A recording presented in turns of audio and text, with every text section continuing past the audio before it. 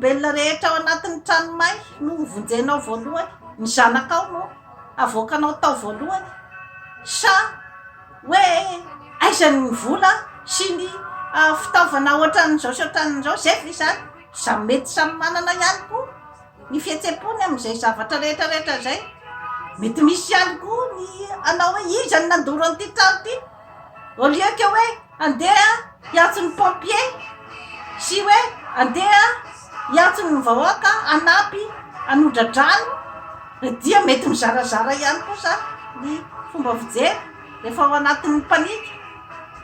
Mety koa iza ny hoentiny ny atezerana hoe iza ny namono an'ity nandoro an'ity trano ity fa andeha vonoko, andeha gadraiko, mety zay koa kapany zany aloha no ao anatin'ny sain'ny sasany, au lieu de hoe andeha amono ny afo. Rehefa mamono ny afo koa ny sasany angapany zany ny vahoaka madinika, ny vahoaka tsotra dia hoe avy alao fa hiandry pompier. Izany daholo ange no mety hoe réaction-ny olona zany ao anatin'ny tranomay. Ka tokony zany hanana ny karazana hoe fitoni-tsaina mandinika rehefa misy zany hoe ny karazana loza, ny loza voajanahary dia miverimberina ao Madagasikara, ny cyclone sy ny tondra-drano. Tokony zany efa misy ny fepetra manokana zany, tokony ho raisiny zay mpitondra fanjakana eo hoe inona zany miatrehana n'izay loza zay mba hoe ho zavatra hoe ho azo hoatrehana zany amin'ny fomba maharitra rehefa tonga ny loza. Zany zavatra rehetrarehetra, misy zavatra betsaka zany mbola mila aharina amin'ny fosiny saina tsy miakatra zany ao Madagasikara. Tokony zay zavatra rehetrarehetra zay ary ny tsirairay dia tokony mitompona ndraikitra amin'ny zavatra rehetra zay mitranga.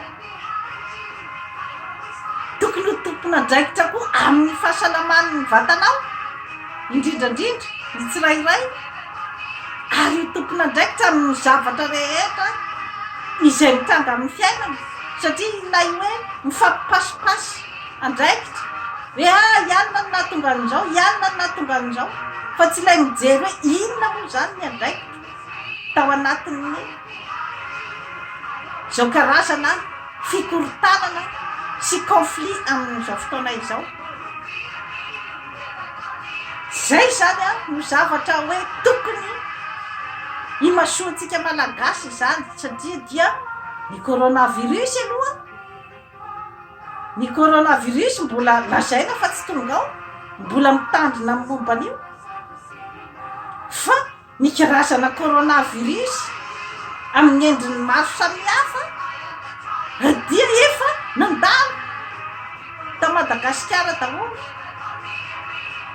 Nandalo tao, efa ao ny coronavirus ny fahatrana maditsikitsika, efa ao ny coronavirus ny vakitrano sy ny fandrombana sy ny tsy fandriam-pahalemana, efa ao ny coronavirus ny tsy fifankatiavana, ny fifamonoana, efa ao ny coronavirus ny fifandrafesana amin'ny lafiny rehetrarehetra, efa ao ny coronavirus ny fifampialonana sy ny fitiavan-tena. Izany zavatra rehetrarehetra izany dia efa coronavirus, ny pesta sy ny tondra-drano sy ny sisa sy ny sisa izay efa mipetraka ao. Ka dia ataoko angamba fa mila latabatra boribory izany zavatra rehetrarehetra izany hoe inona amin'izay no andraikitra ho raisitsika amin'ity zavatra ity. Zany hoe solution tena malagasy, efa misy fambarange reny zavatra rehetrarehetra mitranga reny. Dia toy izay sy toy izay indray tompoky lahy sy tompoky vavy no azo natolotra anao anio dia mirary antsika malagasy zany mba hatanjatsaina, mba anana ny fahasalamana, ny heritsaina, ny herim-batana, ny hery ara-panahy iatrena an'izao krizy rehetrarehetra izao ary diaba ay ifanometanana ny malagasy a manoloana an'izao a voina goavana de goavana zany a misy amin'ny firenena izao dia manao fa abonnement amin'izany forêt santé ty Canada fa anatsara ny fiainanao. Bye bye.